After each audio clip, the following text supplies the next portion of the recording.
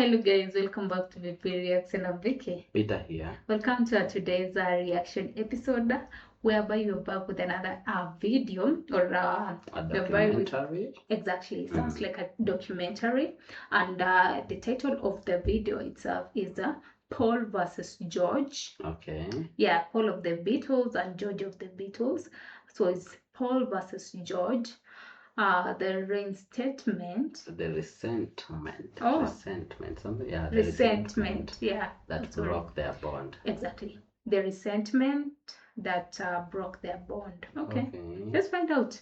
It sounds interesting topic. So we're gonna learn more.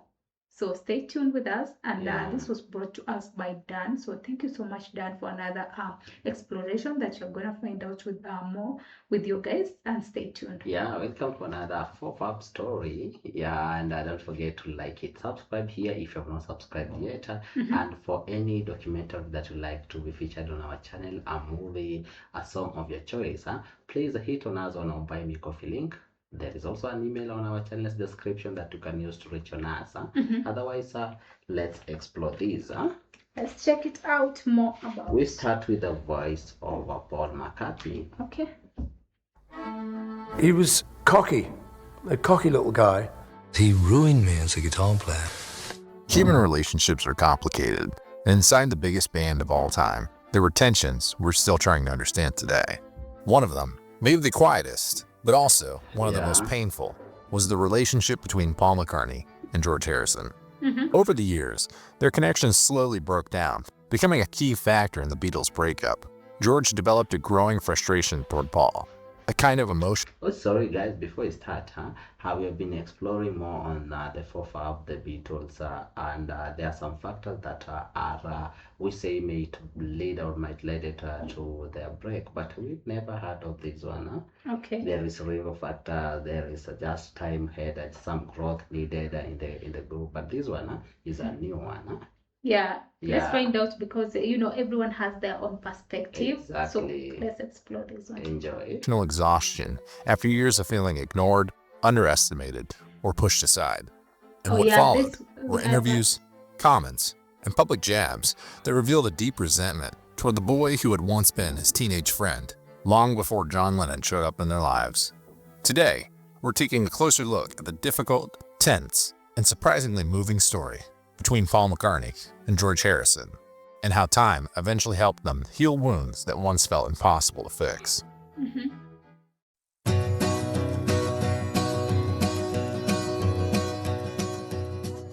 Long before fame turned them into legends, in the heart of Liverpool, a simple school bus became the setting where one of the most important friendships in the history of rock began, the one between Paul McCartney and George Harrison.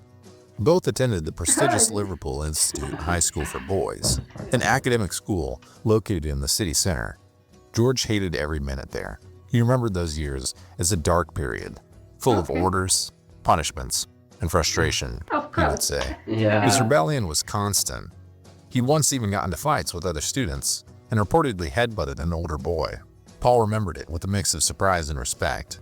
He was cocky, a cocky little guy. He had a good sense of himself. He wasn't cowed by anything. Looking back now, it was pre-fame.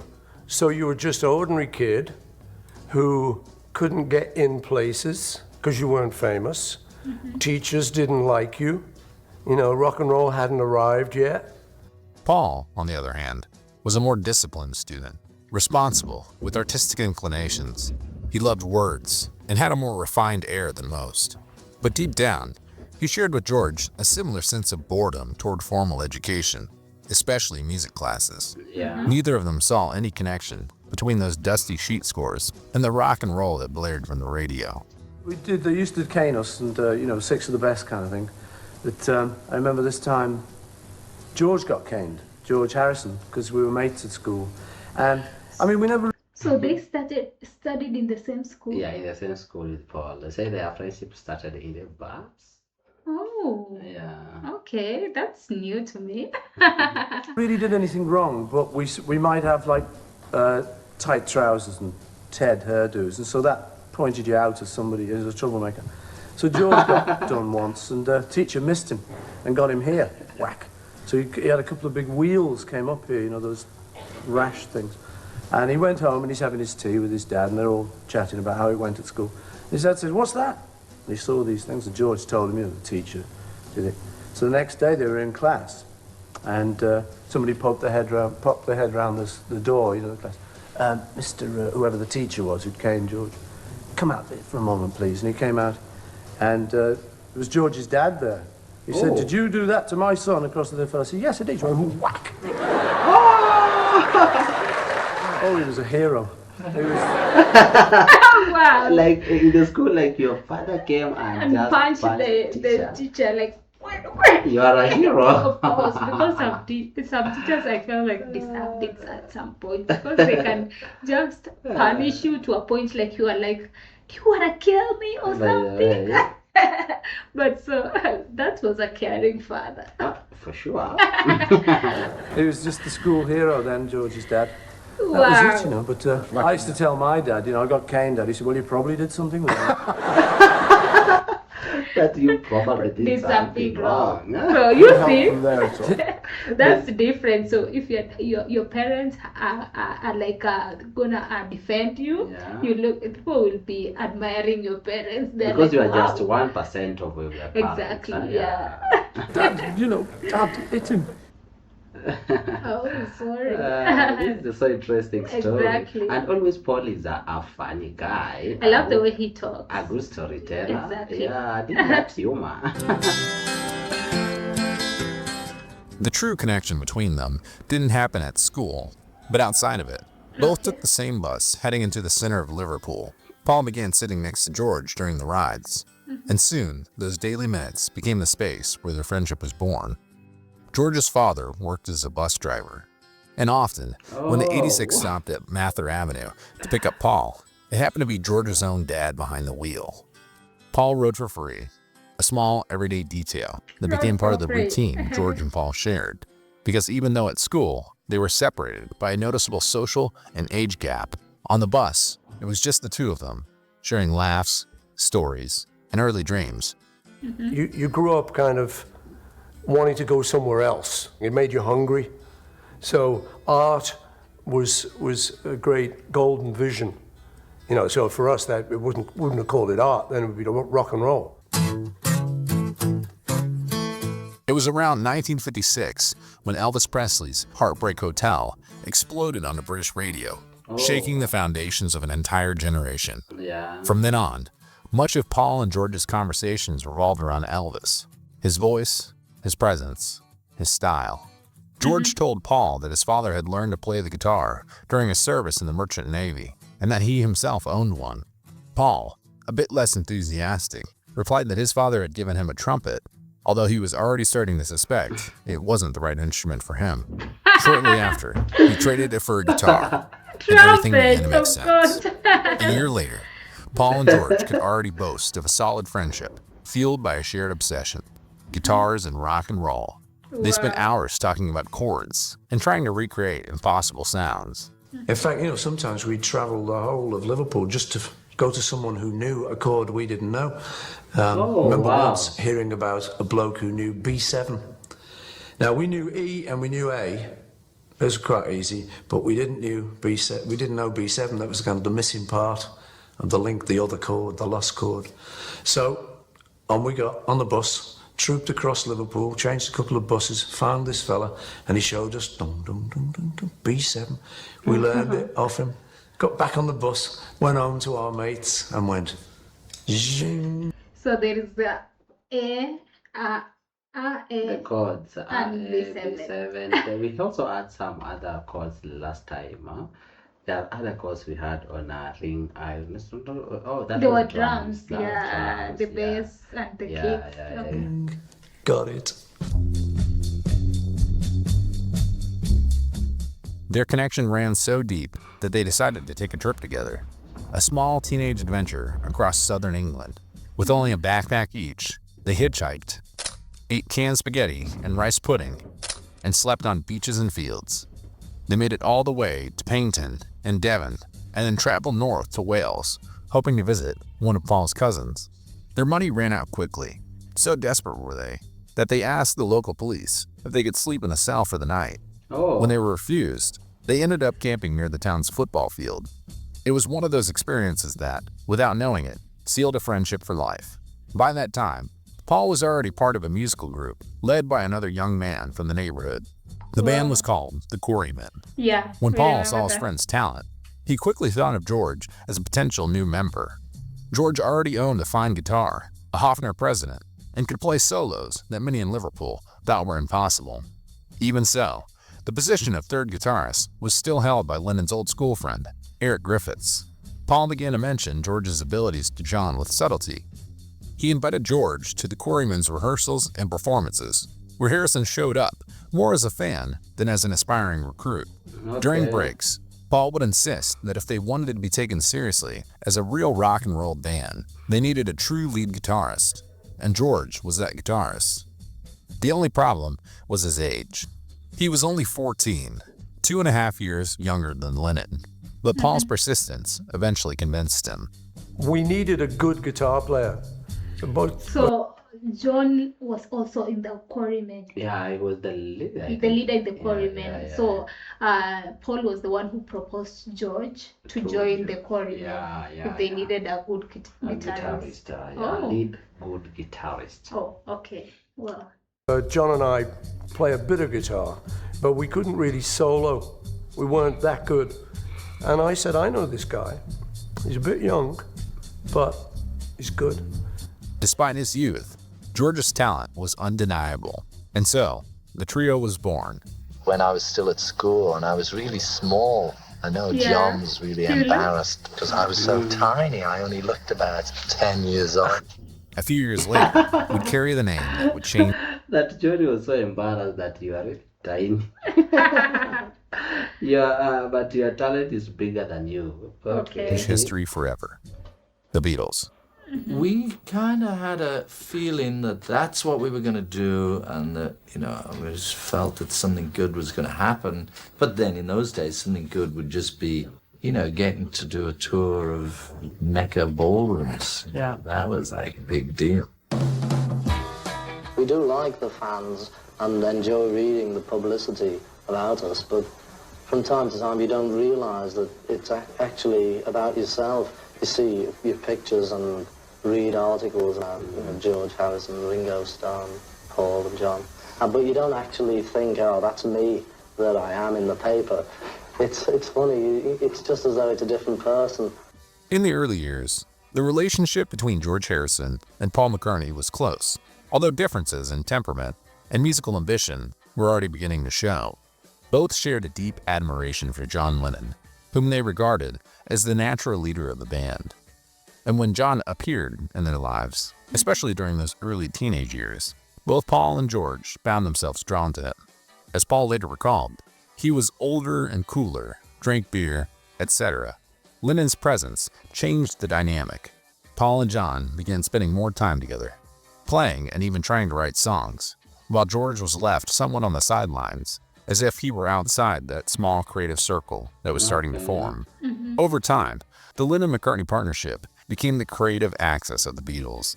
That alliance not only defined the band's sound, but also determined George's position within it. The quiet guitarist who learned by observing, always looking for his own space between two dominant personalities. Even so, George maintained a deep admiration for John, whom he saw as charismatic and rebellious, and for Paul, whose melodic talent and discipline were undeniable. Within that mix of admiration, distance, and longing to belong, the foundation was laid for the complex dynamic that would shape the story of the Beatles. When we started doing them, we started apart from each other. And John had written one, and I'd written one, I think. And then we just happened to start writing them together, and then I think the reason, for instance, that George didn't write any was that he thought that it was just that we could write the songs and that the other two couldn't. And Ringo still thinks it, I think. But I think anyone can write songs, probably.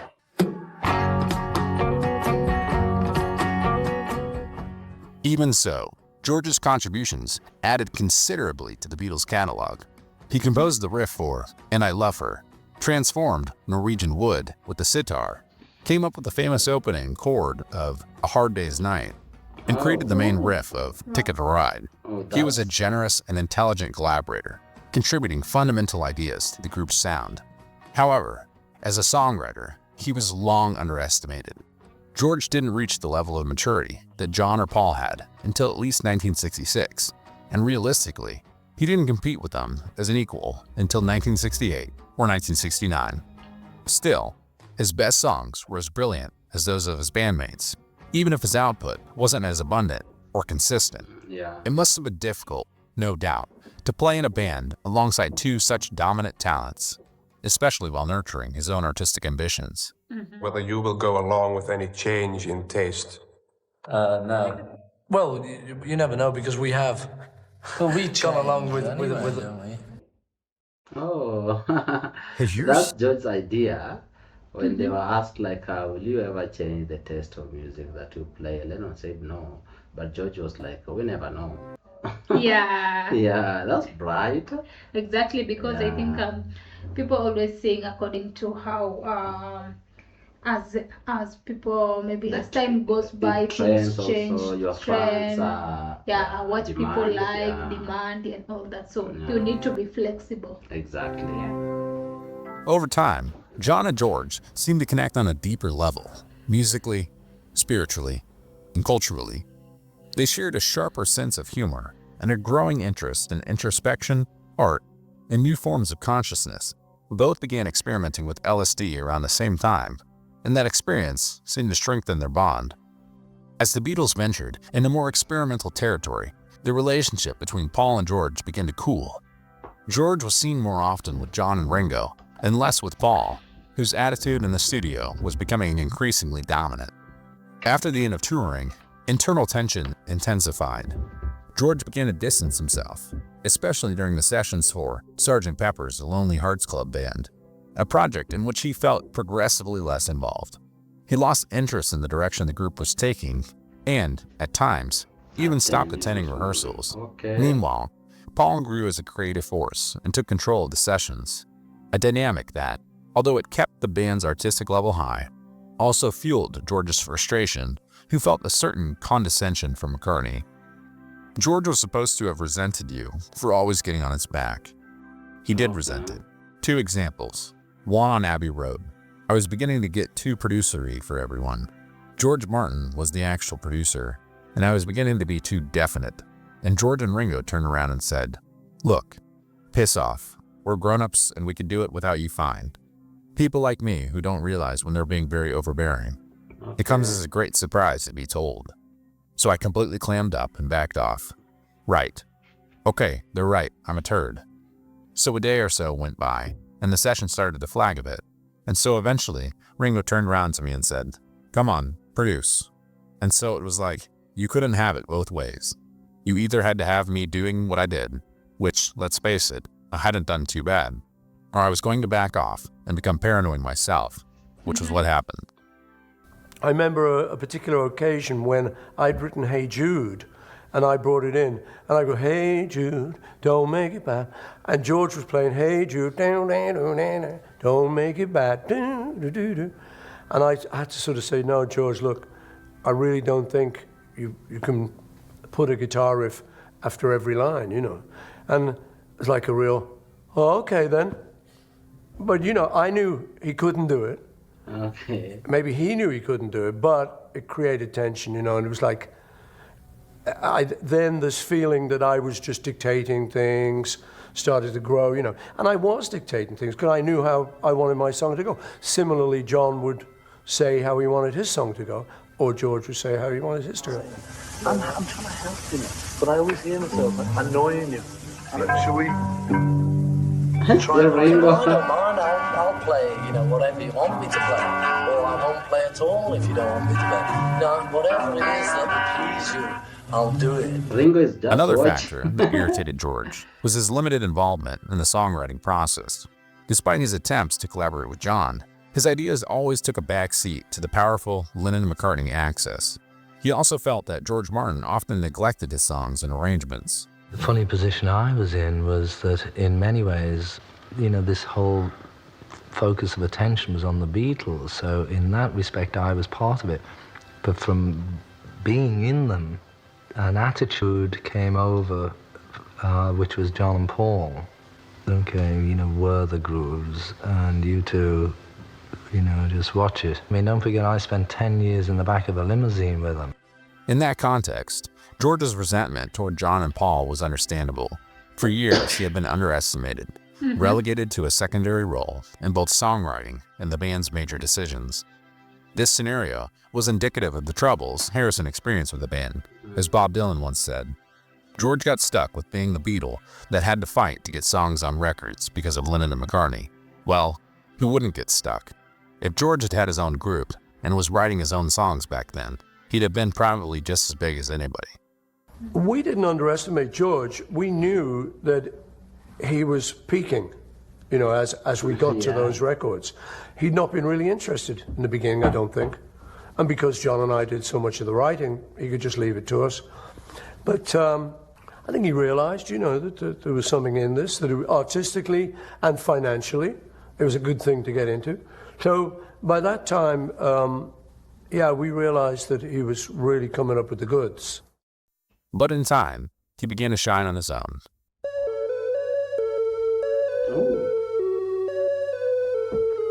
Some cool guitar. Yeah. Wow. Songs like Here Comes the Sun and Something, two of the undeniable jewels of Abbey Road, proved that he was on the same level as Lennon and McCartney as a songwriter. George wasn't seeking the spotlight for its own sake, but he was no longer willing to endure the dominance of Paul and John. His artistic maturity and growing self-confidence finally led him to defend his own space. Yeah. The lack of leadership following Epstein's death, coupled with poor management of the band's business affairs, wore the group down. From Ringo's brief departure during the White Album sessions to George's walkout in the middle of Get Back sessions.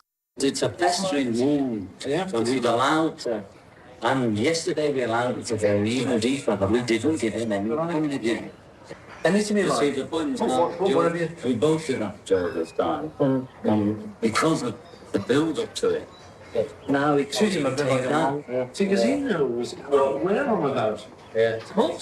I do think that he's right. Yes. That's why I think we got the problem, the four of us. If you go one way, George one way, and me another,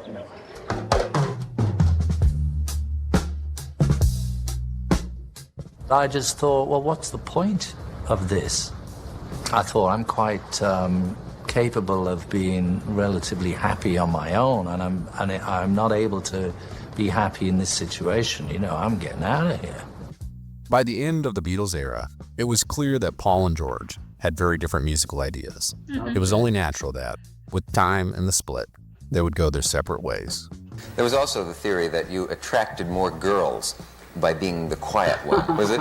Just a rumor, yeah. I think Paul used to get them all with his, In All Things Must Pass, George Harrison's debut solo album, one can hear the resentment and frustration he felt toward the dynamic within the Beatles, particularly in relation to Paul. Although the record contains a wide range of songs about spiritual, personal, and philosophical themes, several of its lyrics allude to the tension that existed within the band and to the conflicts with McCartney. A clear example is Wah Wah, where Harrison bluntly expresses his frustration. It can be interpreted as a reference to the communication problems and destructive criticism McCartney often directed toward his music and contributions. The song conveys a rejection of interference and toxic relationships, something that seemed to mirror the deteriorating relationship between Harrison and his bandmates, especially Paul. Another significant track is Run of the Mill. In it, Harrison reflects on how personal relationships can turn cold and distant. The lyrics can be read as a critique of McCartney and other Beatles, who often found themselves trapped in a routine of egos and irreconcilable differences.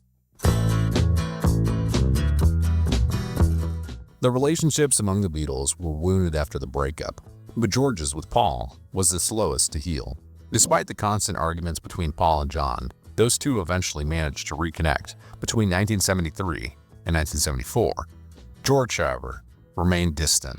He invited Paul to take part in the concert for Bangladesh, but Paul declined, explaining that because of the legal action he had filed to dissolve the Beatles, and his ongoing disputes with Alan Klein, he didn't want his participation to be seen as a Beatles reunion. A lot of what he says, you know, is pretty right. Were you invited on the Bangladesh concert at all? Like, don't bother me, man. Yes, I was invited on it, yes. But for me, I mean, it's a long story, all that, because, you know, the thing is, like I say, I mean, for me, the only thing is, if I'd gone there, I know for certain, I may be crazy to think it, but I know for certain that it would have been played up as, hey, the Beatles are back together again. Yeah. You know, it may have only been for one night, but, you know, the whole thing would have been perpetuated, you know, when in fact the truth is it's not. It's ended. It has definitely ended, you know. And, Even so, there were a few encounters during the 1970s. In 1974, Paul attended a concert from George Harrison's Dark Horse tour. And in 1975, George attended the launch party for Venus and Mars, the new album by Paul McCartney and Wings. Yeah, well, now we don't have any problems whatsoever as far as being people is concerned, and it's quite nice to see him. But I don't know about being in a band with him, how that would work out. It's like we all have our own tunes to do, and my problem was that it would always be very difficult to get in on the act, because Paul was very pushy in that respect.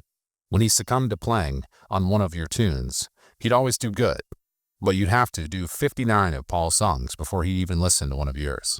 So in that respect, it would be very difficult to ever play with him. But you know, we're cool as far as being pals goes. He ruined me as a guitar player. In what way? He, well, I don't know. I think it's easier just to read what, because he also seemed to have done the same thing to Henry McCulloch, because I remember reading something that Henry said that he left Wings and he just left it because he said, I don't know if I'm good or I'm bad, I can play this or I can't play anything. So, I mean, somebody like Eric, who I rated as a guitar player, that he treated me like a human. The past life you had will shock you. Okay, this is interesting. Exactly. That you have to do 59 songs of Paul before he listens, not you do. He listens to one of you. Paul and George slowly improved during the 1970s. George's bond with John deteriorated completely. Despite having collaborated on Imagine and other projects, their friendship fractured after George refused to include Yoko Ono in the concert for Bangladesh. Harrison explained that the event was meant to be a gathering of rock superstars, not an avant-garde festival, and that Yoko couldn't participate. He's very narrow-minded, and he doesn't really have a broader view. Paul is far more aware than George. He's got an inferiority complex working with Paul and me. George doesn't really know what's happening.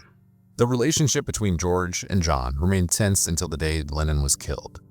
That unresolved tension surfaced in George's autobiography. John felt offended and told journalist David Sheff, by glaring omission in the book, my influence on his life is absolutely zilch and nil, he said. I was just left out, as if I didn't exist. He remembers every 2-bit sax player or guitarist he met in subsequent years. I'm not in the book. Harrison did mention Lennon several times, though not as a musical influence, which was enough for John to interpret as a slight. It's believed their relationship wasn't entirely reconciled at the time of Lennon's death.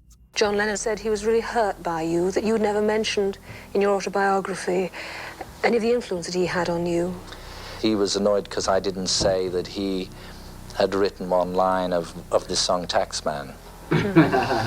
But did you tell him that? Well, I didn't, because he was already dead after that. But the point to that was that I also didn't say how I wrote 2 lines to Come Together or 3 lines to Eleanor Rigby. You know, I wasn't getting into any of that. I think in the balance, I would have had more things to be niggled with him about than he would have with me. But he said that you idolized him as a young boy, that you thought... Well, that's what he thought. And you didn't? Well, I liked him very much. He was a groove. He was a good lad. But at the same time, he misread me. He didn't realize who I was. And this was one of the main faults of John and Paul. A quote from Tom Petty, a close personal friend, and a write-up from an article. This is just a guess, but that was the way it appeared to me. He looked up to John so much. He said, oh, John would be a Wilbury in a second. Petty explained that Harrison really admired John. Detailing further, Petty continued, He probably wanted John's acceptance pretty bad, you know? Even so, George's relationship with Paul improved considerably toward the end of the 1970s. In 1979, they were seen together, along with Ringo, at Eric Clapton's wedding. When Paul was arrested in Japan, George was the only Beatle who sent him a card. Thinking of you all with love. Keep your spirits high. Nice to have you back home again soon. God bless. Love, George and Olivia. After Lennon's murder, they agreed to work together again. Paul played on George's All Those Years Ago, a tribute to John, and Harrison agreed to collaborate on a song for Paul's album, Tug of War, though that collaboration never materialized. Despite reuniting at Ringo's wedding to Barbara in 1981, the relationship between George and Paul cooled once more. By the mid-1980s, Harrison began criticizing McCartney publicly on television, partly motivated by financial disputes, which created renewed tension within the Beatles circle. He's okay. He just was trying to use that situation for some personal motive that he had, and it just didn't work. But, you know, we're long past all the squabbles now. He said that he wanted to tackle some of the other old songs, including possibly some of John Lennon's songs, like Beautiful Boy and Imagine. Does that surprise you that he would do that? Paul? Yeah. Maybe because he ran out of good ones of his own. Well, now we've got that on record. Well, it's true. Paul had asked, you know, had suggested maybe the chance of me and he writing together something. And, I mean, it's pretty funny, really, because, I mean, I've only been there about 30 years in Paul's life, and it's like now he wants to write with me, but I think it's maybe quite interesting. Yeah, it is Paul has also interesting. suggested that maybe you should write together in the future. Is that on the cards at all? Yeah, it's not for me, I'm afraid. I think we had our chance to write together for the 25 years, but I'm quite happy now writing with Tom Petty and Bob Dylan. And he also mentioned the good old suggestion of playing together again, you both. Good idea? You mean me and Paul? Yeah. Yeah. Yeah, Ringo a well, bit? possibly. It depends really upon, you know, I just like to hang out with people who are friendly, and I was sort of getting friendly with Paul a little bit, but I haven't really known him that well for the last 10 years. If it gets to the point where he's friendly and happy, then we could do that. I don't like to get in a situation where I don't have fun. Paul sometimes is too, you know, he thinks too much of his past. George said that he didn't really like the CDs because it's sort of, you know,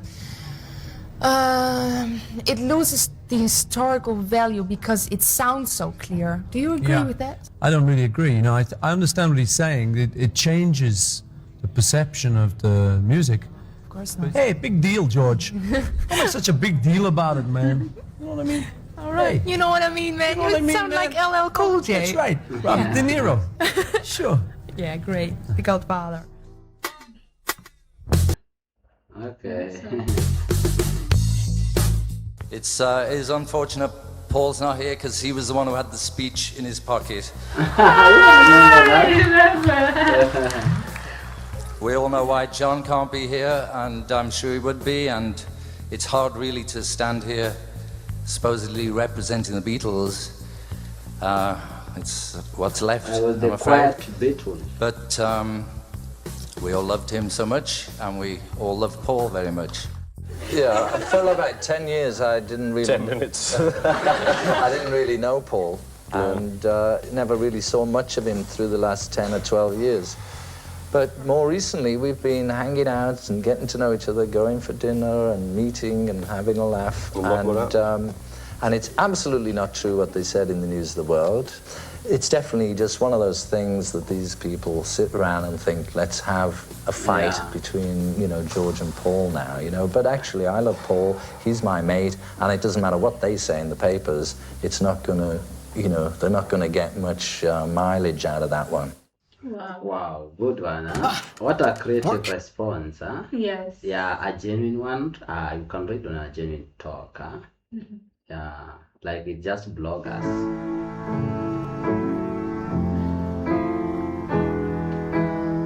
It is difficult when four people are telling the story because it's actually four different stories. Yeah, exactly. I mean, you must realize it's got to be somewhat of a compromise. when 4 people are involved. But we're trying to just say how it felt to us. Throughout the process, George's attitude toward Paul was sometimes passive-aggressive, especially during moments when the 3 surviving members interacted. Hello, Neil. How are you? Hello, George. Nice to see you. Yeah. Hello, it's a vegetarian leather jacket. Yeah. Vegetarian It's a leather ballet jacket. shop, wasn't it? And Ella and David was ballet, made ballet stuff and tutus and shoes. It's where all the little girls went. So we'd be getting our Beatle boots made, and there'd be little ladies with their children, you know. No, you had the tutu. I never had one of them. All that Hendrix, feedback. Jimi Hendrix. It probably was actually, you know. Yeah. Well, you know, Jimi when you see Hendrix. somebody. Remember going down to a film show in the village? What was that? Did you write anything, George? Even so, Paul eventually agreed to George's conditions, including having Jeff Lynne as producer. The result was a success. There were no further conflicts between them. In fact, their friendship began to blossom again, this time from a place of maturity and peace. Yeah.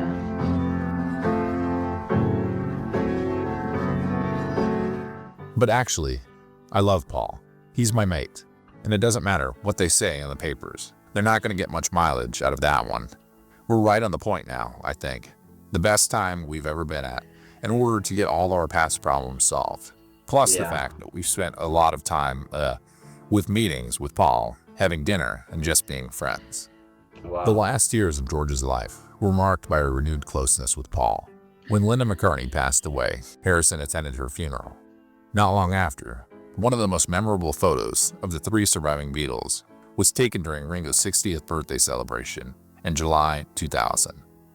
The image, captured by Patty Boyd, shows the 3 of them smiling. Okay, before we finish it up, I love the fact that even after that, we've been shown so many photos of them. Like they continue meeting. They were meeting even after that breakup. They were continuing meeting and celebrating each other's birthdays, weddings. Like you could see that. Yeah, and I have read from Just George's talk that they went silent maybe to each other in a decade. That's 10 years. But after then, they started. I think they wound healed. When it healed, now they started seeing it as a minor issue, just a stage that they passed over it. Exactly. Yeah. At peace, genuinely happy to be in each other's company. They were also seen together in Las Vegas, attending Cirque du Soleil's O in 2001. Yeah. George Harrison's home had originally belonged to Sir Frankie Crisp, who had carved proverbs into its walls. One of them read, "Scan not a friend with a microscope glass. You know his faults, now let his foibles pass." George loved that saying. He even quoted it in his song, The Answer's at the End. He used it especially to describe his feelings toward Paul McCartney. Human relationships are complex. It doesn't seem that they ever truly hated each other. They simply clashed because of their very different personalities. And because both, in their own ways, were a bit egocentric. Paul wanted things done in a specific way, while George sought more freedom. Yeah, exactly. But once the problem stopped being about music or business, they were able to reconnect as true friends. They may not have always worked well together as bandmates, but they did as human beings. George and Paul had been a part of each other's lives from their teenage years until nearly 60. In any friendship that begins so young and endures for so long, it's only natural that there will be moments of distance, conflict, and reconciliation. What truly matters is that the friendship survives. These were George's last public words about Paul, shared during a Yahoo chat in 2001.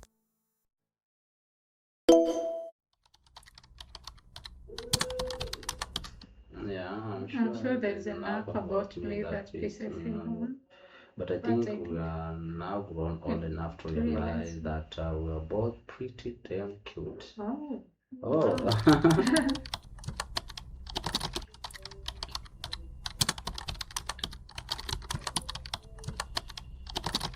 Wow.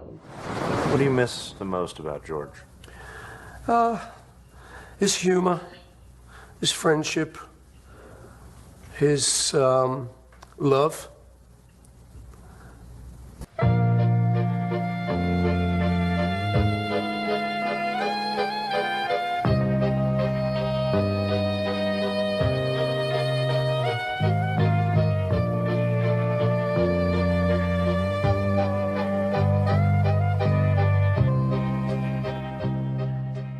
That's it for now.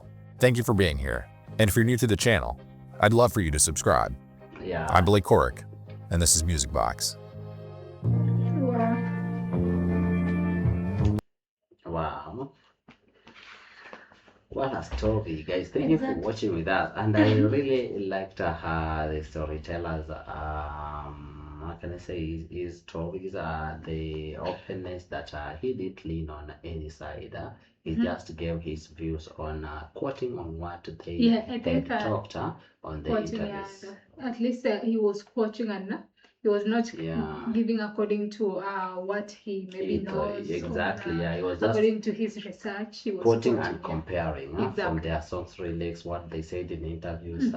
But at the end, he came to a conclusion that after the end, before George passed or before he died, the last meeting was peaceful and they had created that strong bond again. Exactly. Even from his talk, he was like, before almost the end of it, he was like, I think we love each other, but maybe the media is the one that is trying to maybe some kind of spread lies. Also, even from that the Yahoo type or the message, the chat he shared, it was like, I don't have any maybe grudge, I don't have any anger about someone. We are all enough to realize that we are all cute. Exactly, we are all pretty cute. Yes, we are grown up. Exactly. So everyone deserves just to be happy. There is no holding like grudges or something. What I can also add is that when you're growing, you have to adjust to each other's character. And at the moment that they were teenagers or their time, they had some difficult moment to understand each other. At when they started it, George was maybe a little younger, and he could just accept everything that the older would say. Exactly. But once growing up, you started also having to see things on a different dimensions, and sometimes you can correct them where they don't see it, and that brings that rough quarrels, and also adjusting to moral or maybe behavior, character changes, you see. So you have, but when you have grown up and you are older, you see, even George could explain how Paul is, and Paul could explain how easily he could read George's character and behavior. So you know each other weaknesses, strength, and you could just maneuver easily on each other. Yeah, and I think they were just more of friends because they started to study together. That's something I've learned on this episode. Like they studied together, and even it was Paul who introduced him to John and the quarrymen, the quarrymen, and then because John was the leader there, so it was them who started like they were friends before joining the Beatles now. So that shows even they were at least a small connection, even though they were not maybe that close, but at least they knew each other. They had some little love for each other because even before they used to travel together, go to that picnic, play the guitar. So that shows when they had some little friendship. I think the main issue here was just that he felt like maybe he was left out in the musicians and maybe songwriting and all that. But at some point he also understood that because he just loved his peace at most of the situations. So guys, what point have we forgotten on this documentary? And thank you, Dan, for this episode. It has really added some good info on us. Exactly. We have learned more. So thank you for your request. Thank you for watching with us. And subscribe. Stay tuned. And the best thing here is that at the end of they still remain good friends. So that's the best part of it. Otherwise, thank you for your time. Hope to see you soon. Bye bye.